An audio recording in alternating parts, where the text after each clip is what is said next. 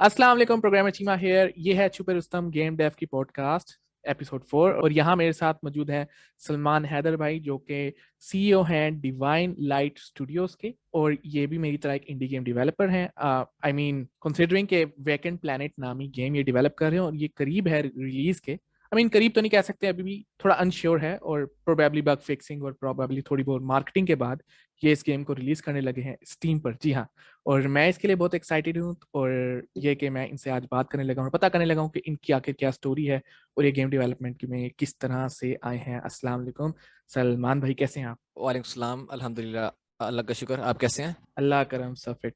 अच्छा, आप मुझे क्या अपनी स्टूडेंट लाइफ थोड़ी सी शेयर करना चाहेंगे, और आप हो रहते किधर हैं ये भी जरा एक दफ़ा ऑडियंस को बताते चले। मैं FSc second year pre engineering का स्टूडेंट हूँ एंड साहिवाल सरगोदा में रहता हूँ। सरगोदा की तहसील है साहिवाल, हम्म। वहाँ रिहाइश है मेरी एंड प्री इंजीनियरिंग कर रहा हूँ लीडर ग्रुप ऑफ कॉलेज से साहिवाल में। आप गेम डेवलपर की जो आपकी ख्वाहिश है, ये आप कैसे आई, आपके जहन में आई, और मतलब आप क्यों गेम डेवलपर बनना चाहते हैं, इसके पीछे क्या वजह है? एक्चुअली ना बचपन में मैं कहा करता था अपने फ्रेंड्स से एंड जगह जगह पर कि ना गेमिंग इज लाइफ, कि ना हम्म। गेमिंग लाइफ है। मतलब आपको ना रियलिटीज में एंड इस दुनिया की डिफिकल्टीज से ना एस्केप होने में बहुत हेल्प करती है। एंड मैं चाहता था कि सोचता था गेम बनाते कैसे हैं।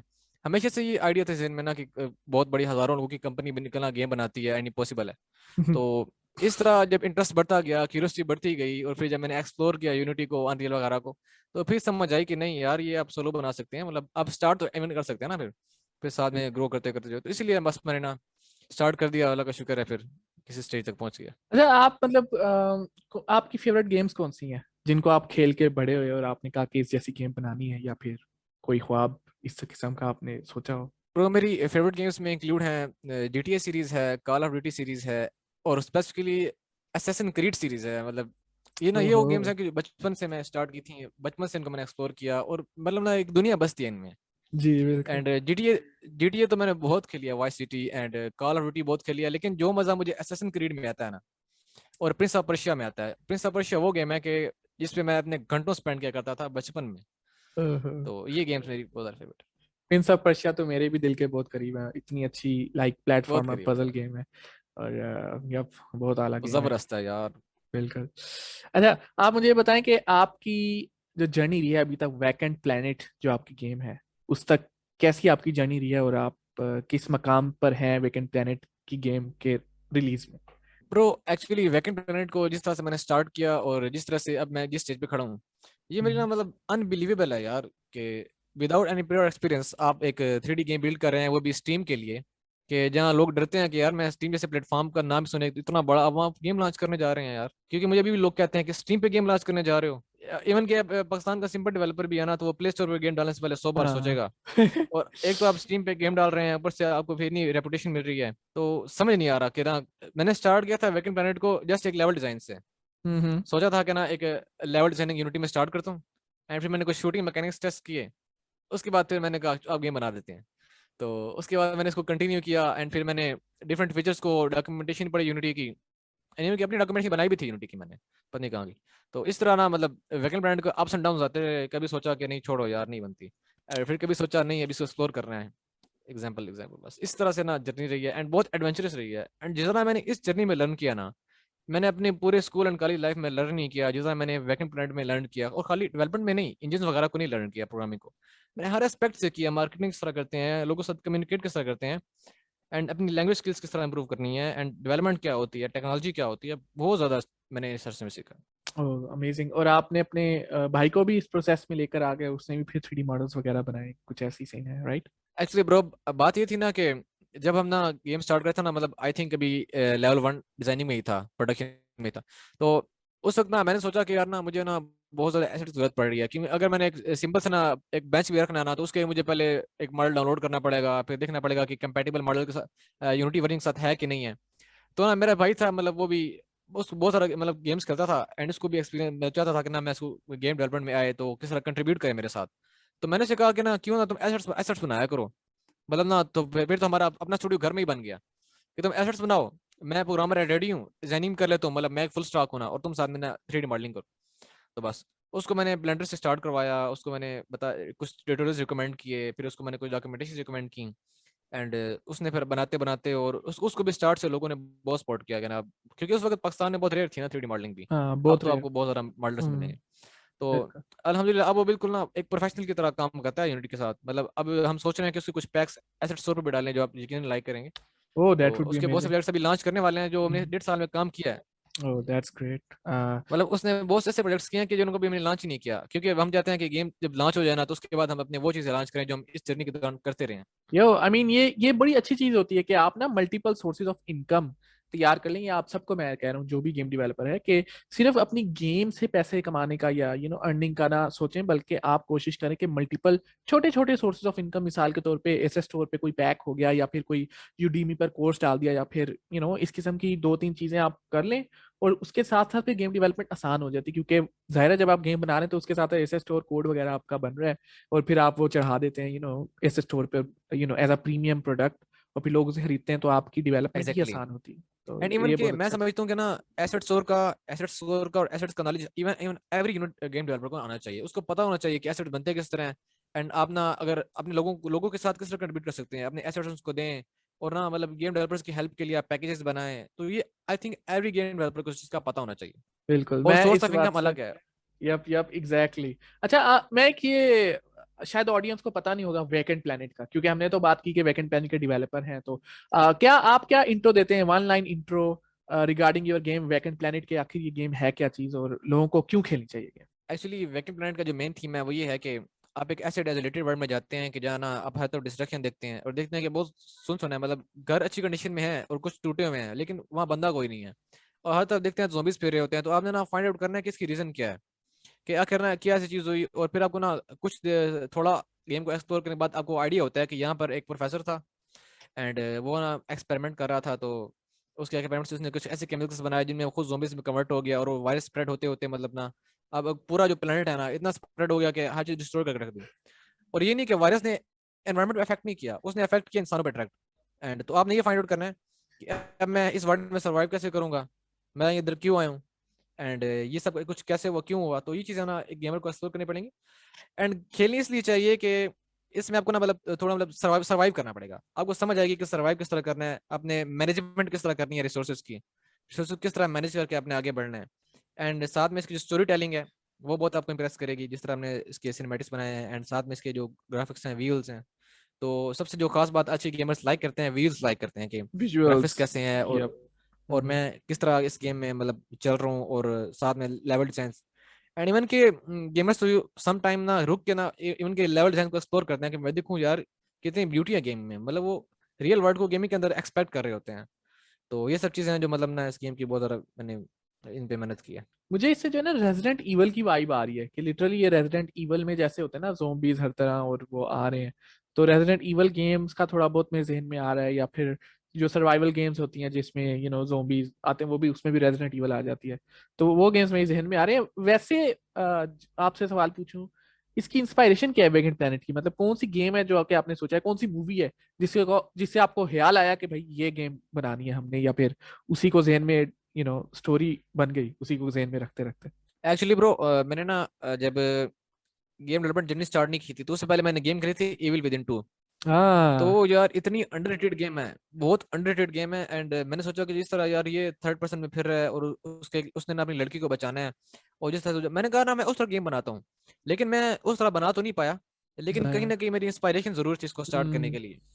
एंड मैंने सोचा कि फर्स्ट गेम कोई ना एक हॉरर सर्वाइवल स्टार्ट करता हूँ। लेकिन मेरा प्लान है कि फ्यूचर में शायद मैं दोबारा एक्सपेरिमेंट करूँ, क्योंकि अब तो एक्सपीरियंस आ गया ना।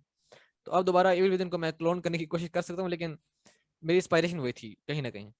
जबरदस्त। अच्छा, तो मैं अब ये सोच रहा हूँ कि जो कि आपने बात की ना, विजुअल्स का जिक्र किया, ग्राफिक्स का जिक्र किया, तो आपने यूनिटी गेम इंजन को क्यों चुना, अनरियल को क्यों नहीं चुना? मतलब जब विजुअल्स की बात होती है तो हमेशा अनरियल इंजन को सराहा जाता है कि वो ज्यादा फीचर पैक्ड है, उसमें ज्यादा अच्छे विजुअल्स होते हैं एज कम्पेयर टू यूनिटी।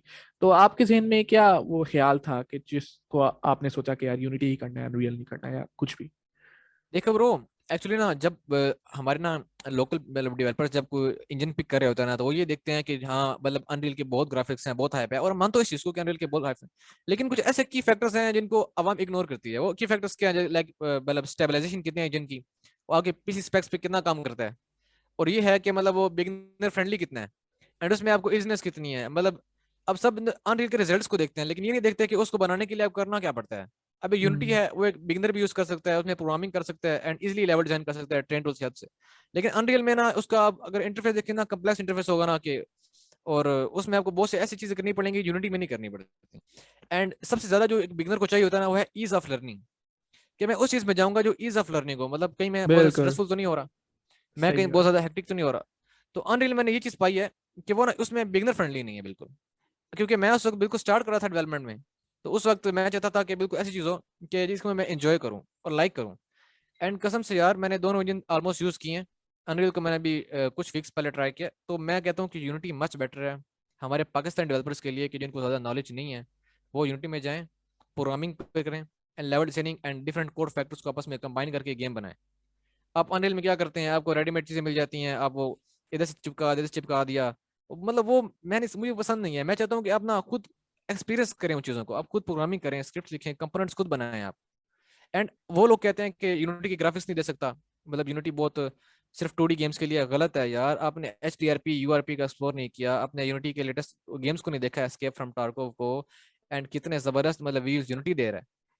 अब एक अनरियल का बिगिनर है, अब उसको उठा लें, वो सिंपली कोई एक दो तीन मतलब दरख्त लगाकर घास लगा ना मतलब ग्राफिक्स दे रहा होगा। लेकिन अब मैं हूँ, मैंने यूनिटी को मैं स्टार्ट से ऐसे ग्राफिक्स बना लिए विदाउट एनी ट्यूटोरियल, आप देख कर क्या लेंगे कि ना एक अनरियल बिगिनर रोना नहीं बना सकता। ये इसलिए होता है क्योंकि यूनिटी ने अपने यूजर्स को इतना मतलब ईज ऑफ लर्निंग प्रोवाइड किया कि वो उसको हाँ एक्सप्लोर करते हैं और फिर वो करने की कोशिश करते हैं। या ये तो कुछ पॉइंट्स तो मैं खुद मानता हूँ कि यूनिटी काफी फ्लेक्सिबल है। लाइक आप इसमें स्क्रिप्ट्स बनाते हो, इनहेरिटेंस वगैरह, वो प्रोग्रामिंग माइंडसेट है वैसे ही मेरा। तो मैं C++ बैकग्राउंड से आया हूँ, तो मुझे तो कोड लिखना पसंद है भाई। ब्लूप्रिंट्स वगैरह इतना मेरा वो नहीं है, मन नहीं करता। वो अलग बात है कि विजुअली शायद थोड़ा बहुत अच्छा है अनरियल, लेकिन वही बात है कि परफॉर्मेंस वगैरह और बाकी चीजों को अगर मद्देनजर रखा जाए, और मॉड्यूलर नेचर और जो प्रोग्रामिंग की अपनी एक वो फील आती है, जो नीड आती है, वो चीज़ों को मद्देनजर रखा जाए तो अनरियल शायद थोड़ा सा पीछे हो जाता है। लेकिन हकीकत ये है कि जो जिसको जो इंजन अच्छा लगता है, सूट करता है, कंपेटेबल है जिसके लिए, वो उसी को यूज करे।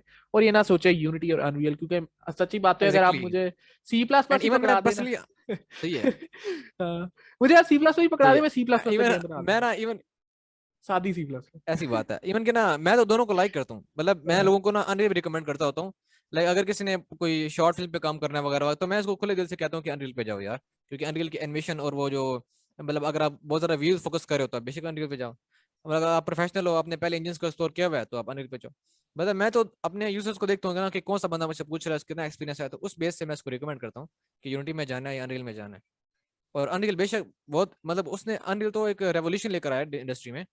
अनरियल ने तो मतलब मूवीज को काट दिया, मैं कह रहा हूँ मूवीज को ओए काट होए। दिया जब व्यूज में। तो वैसे आपको क्या लगता है कि ये कब तक गेम रिलीज होगी? क्योंकि मैं भी देख रहा हूँ गेम रिलीज हो वेकेंड प्लैनेट, 2 महीने 3 महीने, कितना टाइम लग सकता है?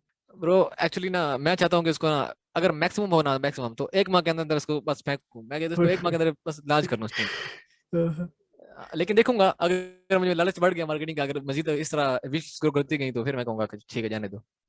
हाँ, मैं बस आपको एक मशवरा दूंगा कि कोशिश करें कि पब्लिश होने से पहले, मतलब रिलीज करने से पहले, कम से कम 1000 विश लिस्ट तो हो। ठीक है ना, कम से कम 1000 विश लिस्ट। जितने ज्यादा विश लिस्ट होंगे, उतना ज्यादा स्टीम आपको अचानक से चढ़ाएगा रिलीज वाले दिन, वरना वो आपको सही है, छुपा देता है आपकी गेम को। तो विश लिस्ट पे फोकस एग्जैक्टली करें। और ब्रो। हाँ, बिल्कुल ब्रो बिल्कुल। प्रॉब्लम ये है कि अगर आप आपके ना पोस्ट पे अगर कम से कम ना 2-3 हज़ार एक्ट है ना, तो उन 2-3 हज़ार में से सिर्फ 10 से 20 बंदे आपको विश करेंगे। हमारा प्रॉब्लम ये है। अब ना मेरी पोस्ट पे लाइक किसी ग्रुप में मैंने अपनी पोस्ट की थी, तो वहाँ 2-3 हज़ार था पोस्ट पे।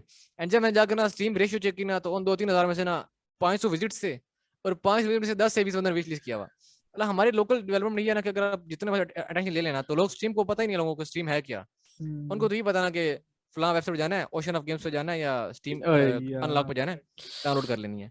तो इधर पायरेट आपने बैठे हैं बात सारे। कर दी है। बिल्कुल बिल्कुल, इधर मैं सारे खुद इस बात जंगी जहाजों वाले बैठे हैं, बहरी जहाजों वाले पायरेट। तो पे ये फिर डिफिकल्टी फेस करनी पड़ेगी।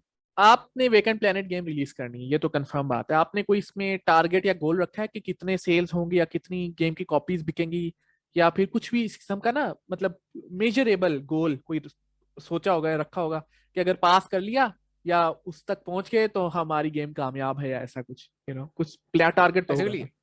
सही यप है। यप। एक्चुअली ना जब हम स्टार्ट करे थे ना, मतलब अभी हम पहुंच चुके थे मतलब मार्केटिंग स्टेज, मतलब जब मैं ग्रुप्स में पोस्ट वगैरह करता था सोशल मीडिया पे, तो उस वक्त तो एक एवरी बिगनर डेवलपर की तरह ख्वाब ख्वाब था ना कि अभी मेरे बैंक भर जाना है डॉलर से एंड मैंने यस रात यस। में अमीर हो जाना है। एंड अगर एक बंदा मेरी गेम बाय करे तो मुझे इतने डॉलर्स मिलने हैं और मैं तो अमीर हो गया, मैं तो बनाया अमीर हूँ लेकिन फिर जब ना मेच्योरिटी आई और फिर जब ना मैंने अपने ना फेलो डेवलपर्स कम्युनिटीज ज्वाइन की, मतलब डेवलपर की कम्युनिटीज, और जब उनसे पूछा मैंने तो पीट दिया, मैंने कहा नहीं भाई मैं तो गया। मैंने जब देखा कि स्टीम तो क्राउडेड है, स्टीम पे तो इवन के एक हफ्ते में अगर आप गेम के रेशियोज देखें ना तो बहुत ऊपर जा रही है। तो ऐसे में आपके पास स्ट्रॉन्ग बजट होना चाहिए मार्केट करने के लिए, आपके पास स्ट्रॉन्ग रिसोर्सेज होने चाहिए भाई। और मैं जो कि अभी स्क्रैच से गेम बना रहा हूँ जिसको जानता ही कोई नहीं है, तो वो उसके बैंक कैसा भरेगा उसका बैंक तो नहीं भरेगा ना उसके। तो इसलिए फिर मुझे रियलाइज हुआ कि नहीं यार अभी जो ना अपनी एक्सपेक्टेशंस को ब्रोक डाउन करना चाहिए, ऐसा ना हो कि मैं फिर बाद में ना मतलब लीव अप कर जाऊं या मैं मतलब ओवर थिंकिंग का मरीज हो जाऊं। तो मुझे सोचा अभी मैं इसको अपने आप को रेडी कर लेता हूँ। फिर मैंने सोचा कि अभी स्टार्टिंग में कुछ 100 सेल्स या इवन के मैक्सिमम हो गया तो 1000 इतनी सेल्स अगर हो जाए ना तो मैं कहता हूँ इनफ है। अगर किसी की पहली गेम भी पाकिस्तान में रहकर इतना पुश कर लेती है तो वो एक रेवोल्यूशन ही, इट्स एक रेवोल्यूशन है। वाकई मैं खुद इस बात से एग्री करता हूँ कि 1000 भी सेल्स आ गए तो, और वो भी पहली गेम, तो दैट वुड बी ग्रेट। और ये कि आपने इस गेम वेकेंट प्लेनेट पे कितना टाइम लगाया है, कितना टाइम आपने इस पे सर्व किया? अगर कलेक्टिवली देखें तो ओवरऑल देखें तो मैंने 1.5 साल लगाया इस पे। मतलब हम्म। 1.5 साल तो कहने को लगाया ना, लेकिन अंदर से अगर आप कुछ माँ एग्जाम्स की कट कर दें एंड कुछ आप ना फैमिली अफेयर्स को कट कर दें एंड कुछ आप अपनी क्या लें कि वो अब जब अपना बहुत ज़्यादा आप कहते हैं कि अब बस छोड़ो मैं ब्रेक लेता हूँ, आप कुछ ब्रेक्स को कर दें तो मैक्सिमम मैंने इस पे लगाया होंगे एवरेज में, मतलब जो मैंने इस पे काम किया है वो आप कर लें 7 से 8 माह मैक्सिमम। ओह, 7 से लेकिन 8 जर्नी जो पूरी लेकिन जो हम्म। ओवरऑल कलेक्टिव जर्नी है वो तो 1.5 साल से मतलब मैंने कर रहा हूँ, लेकिन अब मैंने इस पे जितना एवरेज काम किया वो 7 से 8 माह होगी। तो ब्रेक्स ब्रेक्स निकाल के और सारा कुछ वो निकाल जो के। 7 से 8 माह आपने काम किया, उस दौरान आपने कोई और भी काम किया गेम के अलावा, या फिर आपने मतलब सिर्फ गेम पे ही सारा फोकस किया, शायद कोई फ्रीलांसिंग वगैरह की हो? एक्चुअली ब्रो 7 से 8 माह तो मैंने मतलब मेरे कहने मतलब था कि मैंने खाली वैकेंट प्लानट को दिए एंड और जो बाकी जो ब्रेक्स थी ना, मतलब जिन मैं बात कर रहा हूँ मतलब 1.5 साल में जो बाकी मैंने 7 माह को काट कर जो ब्रेक्स लिए हैं, उन ब्रेक से मैंने ना मतलब थोड़ी फ्रीलांसिंग की कोशिश की। मतलब मैंने 2 3 4 क्लाइंट्स को ना मतलब मतलब लेवल डिजाइन करके दिए, एक को फ्रेश कर दिया, एक को मैनेजिंग करके दिया। एंड फिर रमजान रमजान थे तो रमजान में मेरे पास कुछ बंदे आए, उन्होंने कहा कि हमें ना यार एक अर्जेंट गेम चाहिए, तो मैंने उनके लिए एक छोटी सी गेम बनाई। मतलब मैंने थोड़ी बहुत फ्रीलांसिंग की, ज्यादा कामयाब नहीं हुई, मतलब बहुत ज्यादा मतलब कंसिस्टेंसी नहीं रही, लेकिन की जरूर है। एंड फ्रीलांसिंग के साथ फिर मैंने अपने ना प्रोग्रामिंग पैशन को आगे बढ़ाया, क्योंकि मैं लिमिटेड नहीं होना चाहता ना गेम डेवलपमेंट में, मैं चाहता कि मैं प्रोग्रामिंग को मजीद एक्सप्लोर करूँ। फिर मैंने रिएक्ट डे स्टार्ट किया हुआ है, रिएक्ट साथ फिर मैंने मतलब HTML CSS जावास्क्रिप्ट एंड जबरदस्त। पाइथन को थोड़ा देखा, फिर मैंने जावा को देखा, फिर मैंने जेमरिन क्रॉस प्लेटफॉर्म ऐप को देखा, मैं उसमें कैलकुलेटर बनाया। एंड फिर उसके बाद फिर मैंने ASP.NET को थोड़ा एक्सप्लोर किया। मतलब इस तरह मैंने ना बाकी प्रोग्रामिंग को बहुत एक्सप्लोर किया इस सिलसिले में। और साथ में फिर मैंने गेम्स भी बहुत ज़्यादा खेली, मतलब ये गेम्स तो मैं मतलब बंद करके रह गया था ना, गेम्स खेलने का तो टाइम ही नहीं था। फिर मैंने सोचा सब छोड़ो, अब बस कुछ मैंने 1 माह 2 महीने लग के गेम्स खेलनी है और फिर कॉलेज का पढ़ना है, तो वो भी साथ सीन था। तो मतलब वो गेम्स जो आपने खेली वो मतलब डिजाइन को सीखने के लिए और स्टडी करने के लिए खेली, या वैसे ही जस्ट फॉर फन खेली? फॉर दोनों, आई मीन जरूरी तो है गेम डेवलपर के पॉइंट ऑफ व्यू से देखा जाए तो। एक्चुअली ब्रो जब से गेम डेवलपमेंट में आया हूँ ना, तो उसके बाद से मेरा एक ही बस कि जब मैंने गेम खेल लिया ना तो मेरे भाई साथ बैठा होगा, मैंने कहा ये देख यार ये डेवलपर ने ये सही नहीं किया यार, ये घास नहीं लगा मतलब मतलब हम तो लोग पागल कहते हैं मुझे, मेरे दोस्त मुझे कहते हैं कि तुम क्या करते हो यार, कि मैं गेम की एक एक चीज को देख रहा होता हूँ और फिर मैं डेवलपर का मत्था फाड़ रहा होता हूँ। मैंने कहा यार इसने ऐसे किया, अगर मैं होता मैं ये करता, अगर मैं तो इस चीज को ऐसे करना चाहिए था।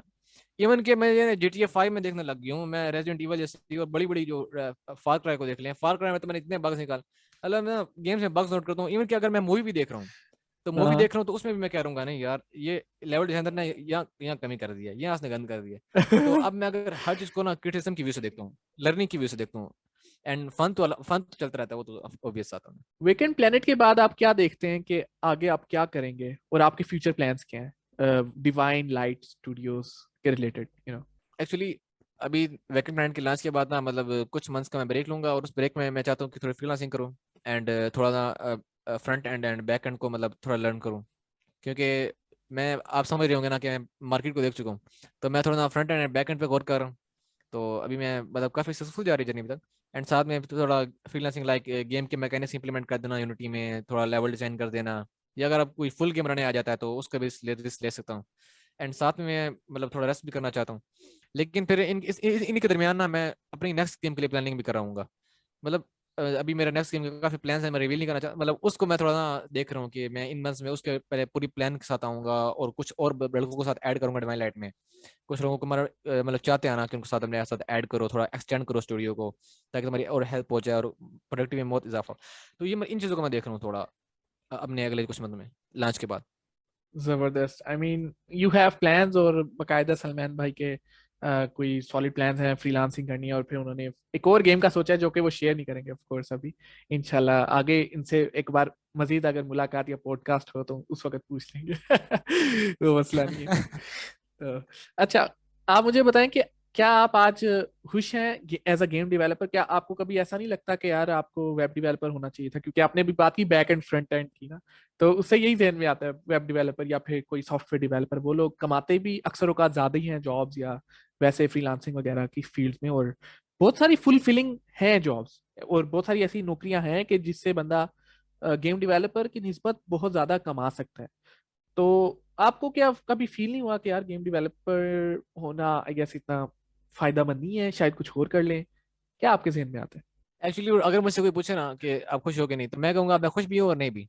है? खुश इसलिए हूँ क्या ना, खुश इसलिए हूँ कि मैं ड्रीम चेस कर रहा हूँ, मैं अपनी गेम्स बना रहा हूँ जो कोई नहीं कर पाता।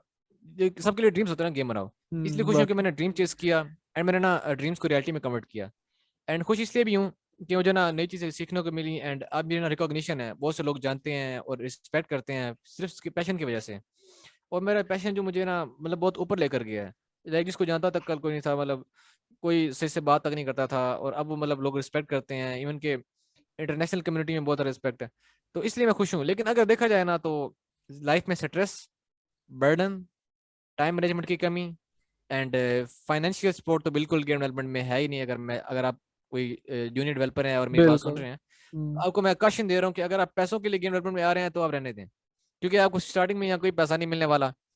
एंड अगर आपने बात की ना कि वेब डेवलपमेंट, यकीन करें कि अगर एक वेब डेवलपर या ऐप डेवलपर है ना, तो वो ट्रिपल एक्स मतलब ना 10x 11x ज्यादा कमा रहा है डेवलपर से। आप एक गेम को बनाते हैं हफ्तों लगाकर, सालों लगाकर, उसके बाद आपको एवरेज प्रॉफिट उतना भी नहीं होता कि जो एक वेब डेवलपर या मोबाइल डेवलपर 2 से 3 माह में कमा लेता है, फ्रीलांसिंग करके, प्रोजेक्ट्स करके या पार्ट टाइम जॉब करके। तो अभी मैं नहीं समझता कि गेम डेवलपमेंट का ना फाइनेंस में इतना स्कोप है कि आप इस पर रिलाई कर सकें।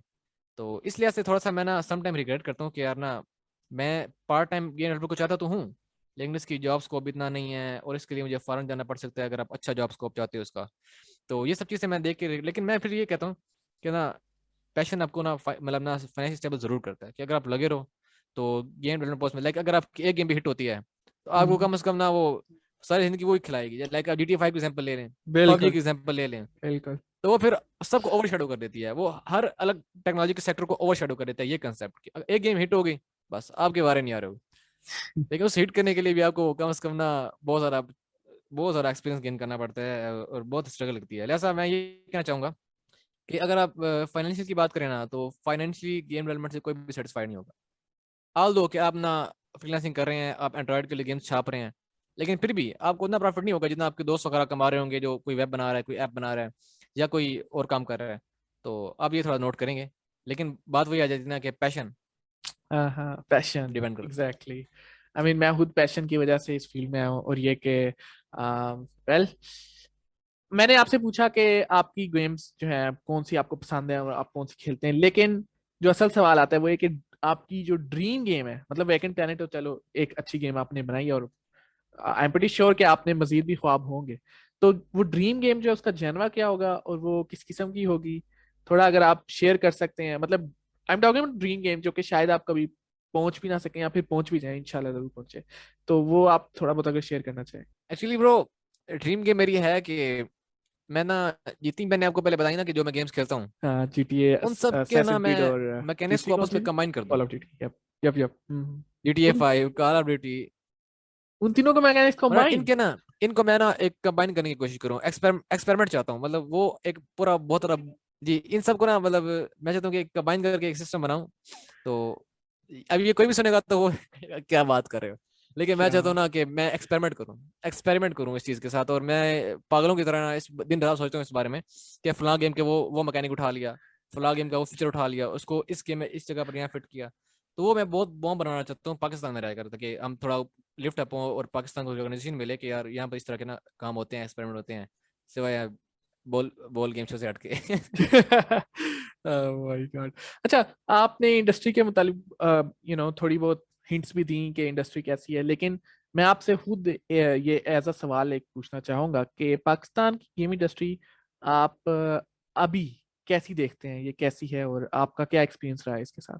पाकिस्तान गेम इंडस्ट्री भी ना बहुत बिगनिंग लेवल पे है, डेवलपर्स की तादाद बहुत कम है, सपोर्ट बहुत कम है, एंड पेरेंट्स की नज़र में, सोसाइटी की नज़र में खास वैल्यू भी नहीं है, खास तौर पे गेम डेवलपर को। एंड अगर बात की जाए मतलब यहाँ टैलेंट कितना है, तो टैलेंट बहुत ज़्यादा है। लाइक मेरे एक ऐसे दोस्त भी हैं जो एक गेम पे ना 4-5 साल से काम कर रहे हैं, और उनका दावा है कि ना वो मतलब बहुत सी ट्रिपल गेम को क्रॉस करेगी। ऐसे लोग भी मौजूद हैं पाकिस्तान में। हम्म। और ऐसे लोग भी मौजूद हैं कि जो कहते हैं कि ना यार इसमें कोई फायदा नहीं है, बस ना वो गेम छापो और क्लाइंट्स के लिए काम करो, या क्लोन करके प्ले स्टेशन को स्टोर को फिल कर दो। उनका ये एम होता है। तो ये पाकिस्तान में सीन चाह रहा है इस वक्त। लेकिन जो बहुत ज़्यादा प्योर लोग हैं ना, जो चाहते हैं कि हम बाकायदा एक पूरी गेम बनाएं, उनको पब्लिश करें, वो बहुत कम है। वैसे आपको मिल जाएंगे यूनिवर्सिटीज़ में और इधर उधर के, जो मैं गेम बना रहा हूँ कभी किसी क्लाइंट के लिए या कभी प्ले स्टोर पर डालने के लिए। लेकिन ना जो एवरेज गेम डेवलपर, जो रियल जिसे कहते हैं ना डेवलपर, जो गेम बना के पब्लिश करता है इटसेल्फ और अपना स्टार्टअप लेता है, वो बहुत कम है यहाँ पर। एंड इसकी वैल्यू पाकिस्तान में अभी तक बहुत कम है। हाँ। लेकिन पाकिस्तान में ऐसी बहुत सी कंपनीज हैं, लाइक लाहौर में देख लें माइंडस्टॉर्म स्टूडियोज है, एंड इस्लामाबाद में, कराची में अब कुछ लोग स्टार्टअप लेना स्टार्ट कर दिए है और बहुत सारे चीज़ को ग्रो कर रहे हैं। एंड इवन के वो यूनिवर्सिटीज में जाते हैं, वहाँ सेमिनार्स करते हैं, वेबिनार्स करते हैं, एंड लोगों को उस चीज़ की तरफ इन्वाइट कर रहे हैं। लाइक आप देख लें, आप जिसको मतलब प्रमोट कर रहे हैं, किसी को क्या पता कि कितने डेवलपर्स हैं। तो आपने मुझे लाइक मेरे से इंटरव्यू किया तो लोग जानेंगे कि यहाँ इस तरह के और बंदे भी हैं। तो बिल्कुल। इस तरह के मतलब जो सोर्सेज है ना पाकिस्तान में काम कर रही हैं। तो इंशाल्लाह उम्मीद है कि नेक्स्ट कुछ ईयर्स में ना हमें देखने को मिलेगा रिजल्ट। इंशाल्लाह मैं खुद मतलब चाहता हूँ कोई रिजल्ट देखूं। आपने अभी गेम डेवलपमेंट की बात की और आपने कहा स्टार्टअप खुल रहे हैं, तो उससे मेरे जहन में एक और सवाल आया कि क्या आपने कभी किसी गेम जैम में हिस्सा लिया? इनवाइट्स काफी आती हैं, सोचता हूँ, लेकिन ना ले नहीं पाया। मतलब मेरा बहुत ज्यादा शौक है मैं किसी गेम जैम में हिस्सा लूँ, और वो इस शॉर्ट टाइम में कुछ बनाने की कोशिश करूँ, तो लाइक अपने टैलेंट को टेस्ट करूँ, मतलब स्किल्स किस स्टेज में मेरे स्किल्स मौजूद हैं। तो शौक तो बड़ा है, लेकिन अब मैं सोच रहा हूँ कि ब्रैकी से गेम जैम आ रहा है, या आई हाँ। थिंक उधर के, अगर ब्रैकी का गेम जैम आ तो ना उसको पहले ज्वाइन करूँ, क्योंकि मैं स्टार्टिंग ब्रैकी के गेम जैम से करना चाहता हूँ। क्योंकि कहीं ना कहीं गेम डेवलपमेंट में ब्रैकी ने बहुत हेल्प किया है, तो ओए होए। या ब्रैकी का या माइंडस्टॉर्म वालों का मैं गेम जैम ज्वाइन करना चाहूंगा। ओ लेकिन उस ब्रैकिज ने छोड़ दिया गेम डेवलपमेंट ट्यूटोरियल्स बनाना वगैरह, तो वो दिन आपको कैसा लगा? एग्जैक्टली, मतलब how how was it to बहुत यू? बुरा, मतलब बहुत बुरा लगा। मैंने कहा नहीं यार, अभी जिस तरह यूनिटी ग्रो कर रहा है तो यूनिटी को बड़ी जरूरत थी, किसी और को होगा ना, यूनिटी वालों को ना ब्रैकी की बहुत जरूरत थी। कि अब मैं समझता हूँ कि ना यूनिटी वाले अपने फीचर्स को इतना एक्सप्लेन नहीं कर पाता जितना ब्रैकी कर देता है। एंड जिस तरह से वो वीडियो में आपको एंजॉय करवाता है, और जिस तरह से आपको मिनटों में ऐसे ना शॉर्ट वीडियोस बना के आपको पूरा पूरा मतलब बना देगा, तो मैं समझता था कि उसको नहीं जाना चाहिए। लेकिन मुझे लगता है कि वो ना किसी और चीज़ पे काम कर रहा है, सेल्फ पे काम कर रहा है, या वो कुछ और एक्सप्लोर करने की कोशिश कर रहा है। एंड जाते जाते उसने कहा था कि हो सकता है वापस मैं आऊंगा, तो लेट्स सी। क्या आपने पाकिस्तानी गेम डेवलपर्स के साथ काम किया है, और अगर किया है तो आपका कैसा एक्सपीरियंस रहा है? मतलब एज अ टीम आपने काम किया हो किसी प्रोजेक्ट पर, या दूसरे लोगों के साथ काम गेम डेवलपमेंट की हो और बातचीत की हो, या जो भी है? ट्रस्ट में ब्रो, मैंने कुछ फॉरेन स्टार्टअप्स के साथ काम किया, लेकिन पाकिस्तान के अभी तक किसी डेवलपर के साथ काम नहीं किया। लेकिन लोग चाहते हैं, लाइक ना मुझे तो लोगों ने कन्विंस किया, इम्पेल किया कि आप यार प्लीज हमारे साथ काम करो, कोई छोटा सा प्रोजेक्ट कर लो। मतलब हमारे ग्रुप था जिसमें साहिल भाई भी थे, तो मतलब हम चाह रहे थे कि ना कि मिलकर कुछ बनाते हैं या मिलकर कुछ ना प्रोजेक्ट करते हैं, लेकिन कर नहीं पाया। लेकिन अभी भी कुछ लोगों से बात चल रही है, तो मैं सोच रहा हूँ कि उनको टाइम दूं, मतलब हफ्ता दे दूं, मतलब जितना वो चाहते हैं, ताकि ना मैं अपने डेवलपर से देखूं कि वो किस तरह, उनका सेंस क्या है, मतलब वो किस तरह की प्रोग्रामिंग करते हैं, उनकी स्क्रिप्ट्स एक्सप्लोर करूं, या अपने जो लोकल टैलेंट है उनको देखूं। लाइक फॉरेन तो मैंने देखा है ना, फॉरेन लोग तो मतलब बहुत ज्यादा प्रोफेशनलिज्म में चले जाते हैं हम्म। ना, लाइक इवन हम्म। के मैं भी जाके घबरा जाता हूँ कि ना बहुत हाई कंपटीशन है इधर तो। लेकिन पाकिस्तान में ना मैं चाहता हूँ कि अपने लोगों के साथ देखूं क्या करते हैं ये लोग। तो इंशाल्लाह अभी अपकमिंग आने वाले हैं कुछ प्रोजेक्ट्स, उनके साथ डिस्कस हो रही है कुछ लोगों के साथ, लेकिन देखें। आपको क्या लगता है कि फ्यूचर में पाकिस्तान गेम डेव इंडस्ट्री कहाँ होगी, और अगले 10-20 साल में आप इसको किस तरह से देख? मैं देखता हूँ कि ग्रो करेगी, बिल्कुल करेगी, क्योंकि ना जिस तरह अब हम स्टार्ट हुए, और हम इवन के ना बाकायदा गेम पब्लिश करने जा रहे हैं, एंड कुछ और लड़के हैं काम कर रहे हैं, स्टूडियोज काम कर रहे हैं, कंपनीज बन रही हैं अब तो, एंड कम्युनिटी में गेमिंग बहुत ऊपर जा रही है। हमारे अच्छे अच्छे ई स्पोर्ट्स हैं, रसलान ऐश है, यस एंड बहुत से लड़के हैं जो ई स्पोर्ट में आ रहे हैं। एंड अब आहिस्ता आहिस्ता लोग रिकॉग्नाइज करें इस चीज़ को, फिर सपोर्ट करें। लाइक अगर मैं देखूँ ना तो मुझे कम्युनिटीज़ ने बहुत सपोर्ट किया है पाकिस्तान में अब, एंड खासतौर पे गेमिंग कम्युनिटीज़ में। तो अब गेमिंग पाकिस्तान में रैपिडली ग्रो हो रही है, कोई शक नहीं है इसमें। अब चाहे वो पबजी हो या फ्री फायर हो लेकिन गेमिंग है yes yes like gaming promote हो रही है पाकिस्तान में, एंड गेम डेवलपमेंट इंडस्ट्री इंशाल्लाह जरूर ग्रो करेगी अगले 10-15 साल नहीं, इनके आप कुछ देखेंगे कि 5-6 साल बाद भी ना आपको इसके रिजल्ट दिखने शुरू हो जाएंगे। आप कहेंगे कि वाकई अपना हम ऊपर जा रहे हैं। ओहो, जबरदस्त। अच्छा, आप ये सलमान भाई थे हमारे, इन्होंने अपना सारा इंट्रो दिया और अपनी सारी जो है इनकी क्वेरीज वगैरह बताई। अब मेरा बस एक सवाल है आपसे, वो ये कि आपने चूंकि आपके पास इतना एक्सपीरियंस है और आप लॉन्च करने लगे गेम, तो आप अपने बाकी गेम डेवलपर भाइयों को क्या मशवरा देंगे, क्या एडवाइस देना चाहेंगे? मैंने तमाम प्यारे प्यारे पाकिस्तानी भाइयों को ये मशवरा दूंगा कि मुस्तकिल मिजाजी बहुत जरूरी है। कि अगर आप कंट्री को सर्व करना चाहते हैं, आप अपने ड्रीम को चेस करना चाहते हैं ना, तो आप मुस्तकिल मिजाजी दिखाएं, अपनी एक्सपेक्टेशंस को कट करें, चीज़ों को कट करें, एंड मतलब स्मॉल से स्टार्ट करें एंड बिग बिग तक पहुंचे, मतलब ना एक बड़े हाई लेवल अटेन करें। लेकिन उसके लिए ये करना चाहिए कि स्टार्ट में आपको मेरी तरह ना GTA 5 के ख्वाब नहीं देखने चाहिए कि बना लूंगा, या स्टार्ट में आपको ना बार बहुत ऊपर सेट नहीं करना चाहिए। तो स्टार्ट में आपको हल्का आना है, अच्छे से आना है, लर्न करना है, एक्सप्लोर करना है, और मुस्तकिल रहना है, परसिस्टेंट रहना है, कंसिस्टेंसी दिखानी है। उसके बाद ही आप कर पाएंगे। तो ये मतलब ये किसी भी गेम डेवलपर के लिए ना, कोई भी सीख लेगा, कोई भी कुछ बना लेगा, लेकिन वो मुस्तकिल नहीं रह पाता, वो लीव कर देता है। उसको इंडस्ट्री का नहीं पता होता। आप इंडस्ट्री को जाने, आप कम्युनिकेट करें, आप मतलब अपने अपने लोगों के साथ काम करें, आप इस फील्ड को मजीद एक्सप्लोर करें। बिल्कुल, तो आपने सुन लिया सलमान भाई को, और ये कि इनकी गेम का लिंक, जो स्टीम लिंक है, वो डिस्क्रिप्शन में दिया होगा। तो जरूर उस गेम को जाके विश लिस्ट करें, कि ताकि जितनी ज्यादा विश लिस्ट होते हैं उतनी ज्यादा स्टीम के ऊपर वो गेम ऊपर चढ़ती है, और प्रॉपर मार्केटिंग हो जाती है, ऑटोमेटिक बाकायदा पूरा स्टीम का सिस्टम है। तो ज्यादा से ज्यादा विश लिस्ट करें, और अपने दोस्तों को भी बोलें कि वैकेंट प्लेनेट को विश लिस्ट करें। माशाल्लाह, बहुत रेयर होता है कि पाकिस्तान से कोई मतलब पूरी बाकायदा गेम 1.5 साल या 8 महीने, जितना भी टाइम है, बनकर पब्लिश हो रही हो स्टीम पर। तो आई वुड लाइक एवरीवन, जितने भी हैं, सपोर्ट करें सलमान हैदर को। और दैट्स इट। अपना अपने घर वालों का ख्याल रखें और खुश रहें। मिलते हैं अगली पॉडकास्ट या फिर अगली वीडियो में। अल्लाह हाफिज।